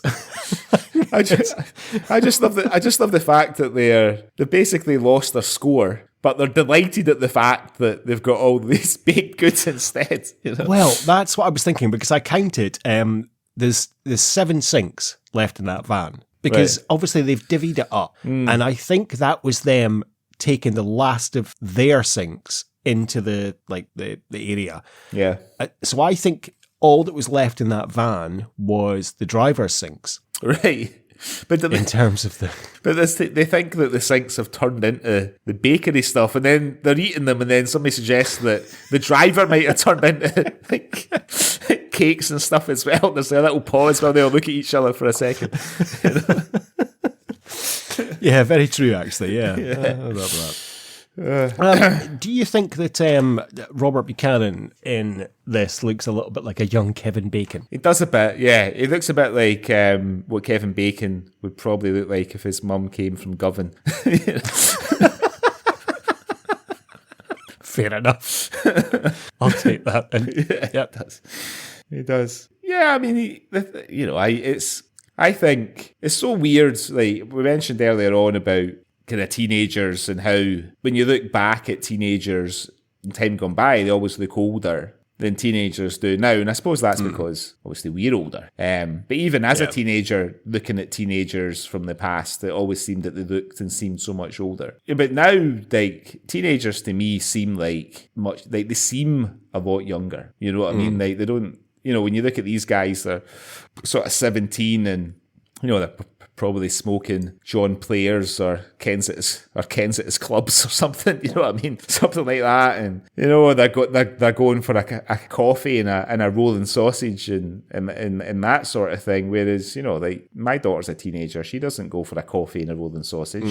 She goes to like Starbucks and has like some fucking desserts in a coffee cup and all this kind of thing, you know, or a cheese croissant. You know, it's just, but I know obviously we're in the Middle East, but I'm pretty sure that that's the way she would be if we still lived at home. You know, it's just a sort of culture. She'd be going to Greg's for a slice of pizza. Yeah, slice of pizza, and then going to Starbucks for her fucking coffee flavoured sundae, you know. I did like the fact, you mentioned earlier, obviously, Richard DeMarco, in terms of his kind of cameo in this, the famous artist and art gallery owner. So Bill, and this is a testament, I think, to Billy Greenless as an actor. They had written a script for Richard DeMarco to use and obviously to see, and he did not say any of it. He just improvised his lines. Yeah. So for the fact that Billy is having to kind of play off on that, I think he does really well. And, you know, when he comes up with what's the name? Sync. Yeah. Works really well. So I thought that was good. I wonder if that's because, you know, and I would assume that at the GYT there would be a lot of improvisation, probably. Like, you know, we mentioned, or you mentioned earlier how Bill Forsyth workshopped this film with the actors. So, you know, I imagine probably there wasn't a huge amount of detail, sort of dialogue detail in the script. Yeah. You know what I mean? So he's probably developed a lot of skill. You know, I don't know how long he was at the GYT for before he was in the film, but he's probably used to that sort of environment of, you know, that kind of reactive to what the other actor's saying and sort of thinking on your feet. And yeah, he's really good.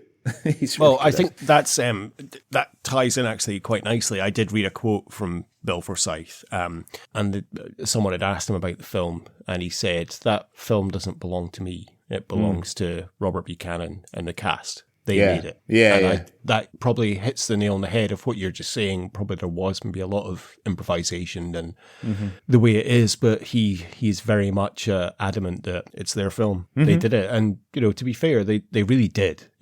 It's wonderful in terms of the acting and performances. I mean, the acting isn't great, but you know what I mean. It's just it's just such a beautiful film. So good. I mean, its success is actually really quite amazing when you think about the fact that there wasn't much of a Scottish film industry, or if there was, it wasn't making films that were getting so even like sort of nationwide release in the UK, let alone like runs in the US and all that. You know, it's the actors are entirely amateur actors from the Glasgow Youth Theatre. He's made it with very little money. You know, the story of young desperate guys planning a robbery, it's not like an original premise for a film.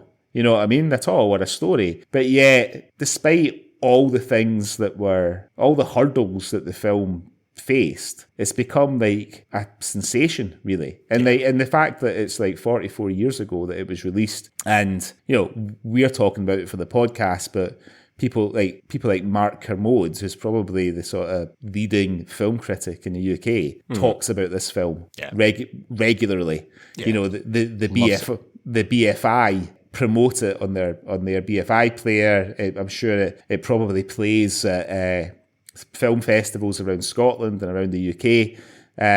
It's amazing, really, what it's accomplished when its origins are as humble as it gets. Yeah, and it was made for, what is it? He says like just under like £2,700. Yeah, which like that. is insane to, £5 for meat. It's insane that this was made for that. That was a great bit in that when he's like, it was all these kids. It was just like throwing meat to dogs, like a bunch of huskies to kind of get them rabbled and round. But it's just incredible that you could make that. And as he says in that clip, it's terms of if you're a young, hungry creator, then just do it. Just fight for it and do it, and just kind of, you'll find a way. And I think it's wonderful advice.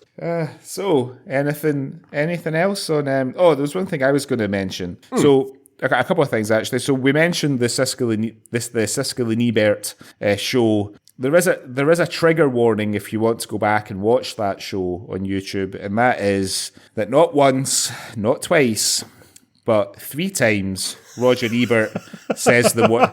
I know what you're going to say. Says the words Glasgow instead of Glasgow. So if you're somebody who's easily upset by that type of thing, you might want to skip past that.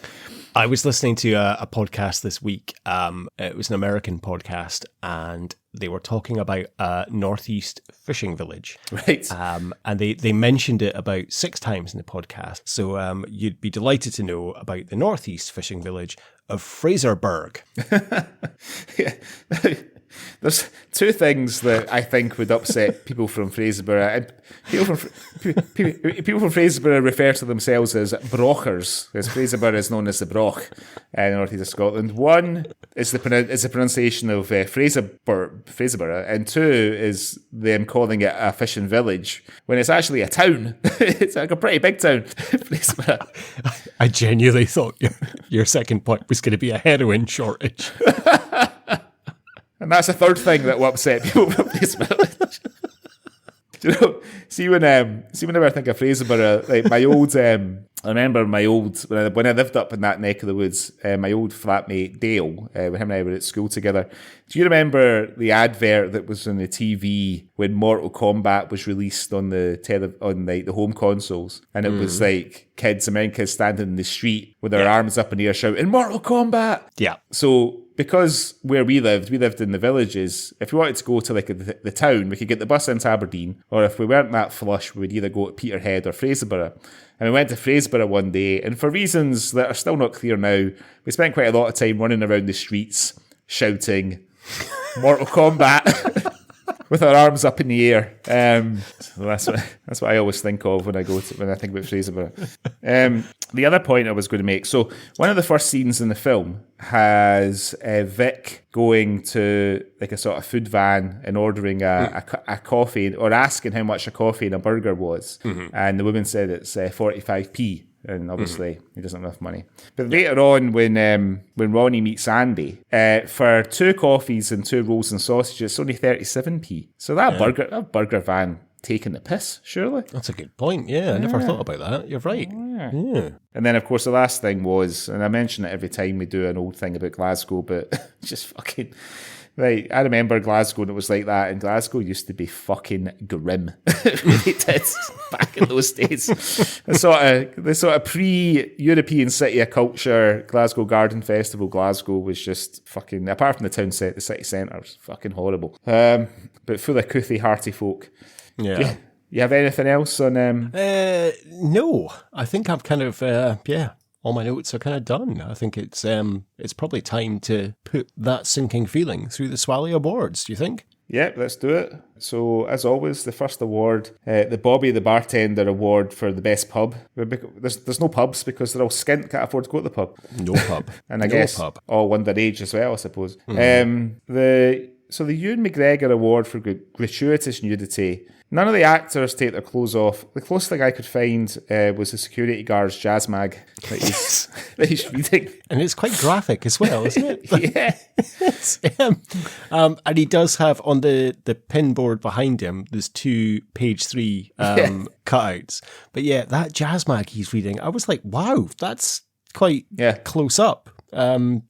So yeah, that's what I gave it to as well. Yeah, it's a funny thing. Like, I can remember like going to the garage with my dad when I was younger. If he was getting like some work done in his car, and there'd be like page 3 pages and pages cut out of jazz mags, like everywhere, where men worked. And it was predominantly men or all men. It would just be like wall to wall tits. Yeah, but then do you remember back in the day, and they used to have it at my local golf club, which I used to go to when I was a kid, because my mum worked there. I remember watching the USA 94 final there, so I'd been 13 years old.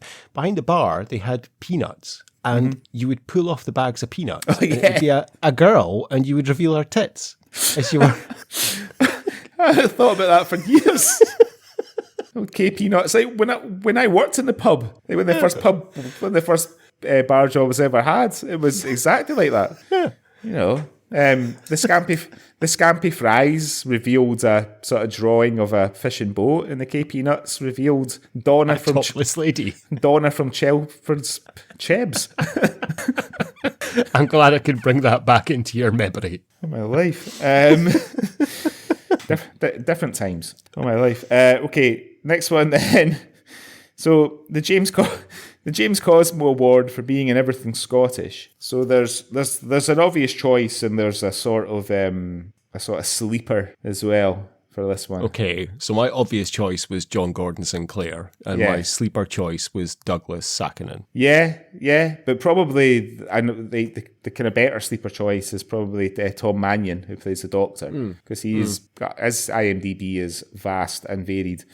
The Jake McQuillan McCafferty Your Tease-Out Award. There's no violence in this at all. I literally went with the driver getting drugged because there's nothing else, and it's not even really a tease-out. But there's nothing, there's no violence or anyone, not even like a smack on the head or anything really. No. So that's what I went for. Everyone's pretty nice to each other. Well, I suppose there's a wee bit in the drying terrace in the high flats when Alec is disagreeing about what 8 + 6 equals. True. The wee girl That's a sets, good point, actually. The wee girl sets about him. They're miles off. The Francis Begbie Award for gratuitous swearing. I didn't get any swearing. Did you pick up any swearing? There's 2 swear words in this Right. film. Okay. And it's impressive that if this is like a PG, because there's only 2 swear words and they're both F-bombs. Right. And the first one is when Vic is telling Billy about the plan for the van, and he takes him down to the train tracks. Oh, yeah. And the train passes, and again, that's another Bill Forsyth bit. This whole thing of him explaining, and the train goes past, and then Billy goes, I didn't hear any of that. Yeah.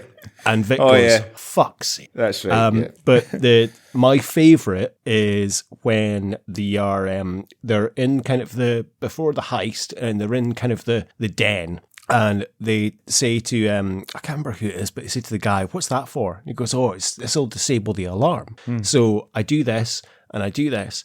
What does it do? It puts the alarm system out of action completely. And how does it work? Find the main fuse box inside the warehouse.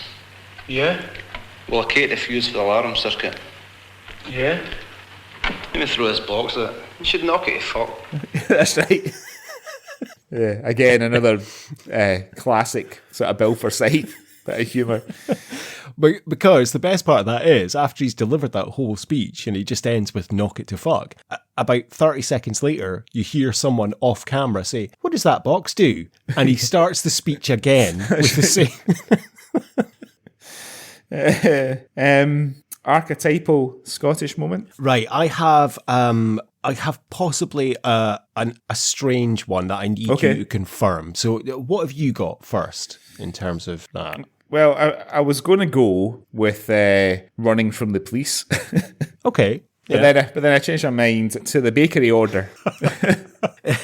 You know what? That's a good point, actually. The bakery order. I did think about the bakery being a kind of a Scottish thing. Yeah. I think it is. Really, it's not. Yeah, very much. Massively is. Okay, so I had the bakery order. Mm-hmm. However, I did think, and I've tried Googling this, and I cannot find any answer to this. And you watch a lot of kind of 70s, 80s cop shows, you know, like The Professionals or The Sweeney and stuff, and so you'll be able to help with this. Okay.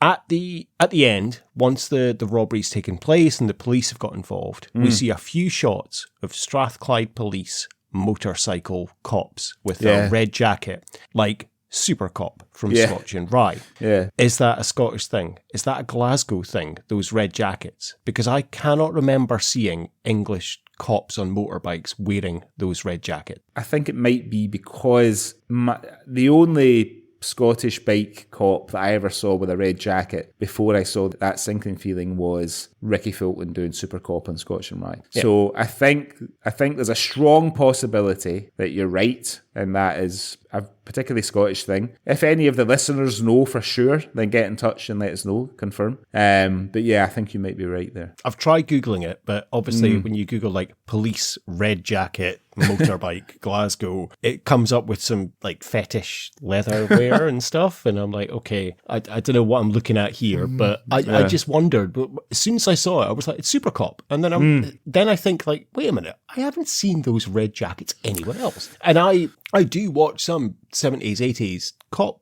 things. Not, I think you probably watch a lot more than I do, so I just wondered if you had seen that anywhere else. I do not remember ever seeing it anywhere else. No, I'd never seen it anywhere. No, so I think you're probably right. Yeah, I think you're probably right.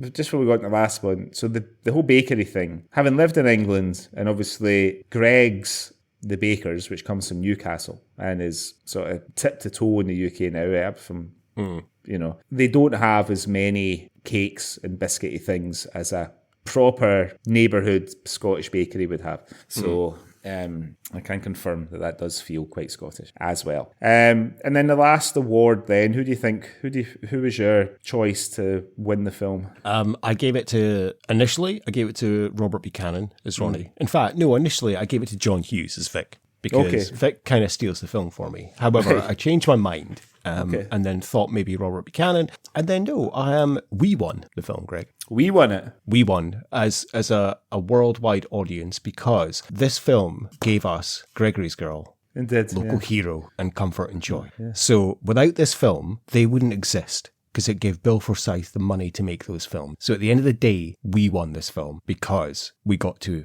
have those things, and that's where I kind of ended. But John Hughes is Vic. Okay. I was going to just leave it on that moving and profound. I give it to Rob Buchanan. I just thought he's leading the film. I'm sure he would say himself that it's not exactly like a tour de force performance of acting chops. But that said, he seems quite relaxed, and he's sort of comfortable leading the film, and he's also very comfortable as part of that sort of ensemble, that company of guys. They probably all know each other really well from the GYT. Some of those guys you might have known each other since they were wee laddies at school. So yeah, I thought he did a good job. But I liked your point about us winning the film. We never win anything when we do the podcast. So I like that. I thought it was good. Yeah, no, I just thought it was a good point. But I agree with Rab as well. I think he did a brilliant job, and I think.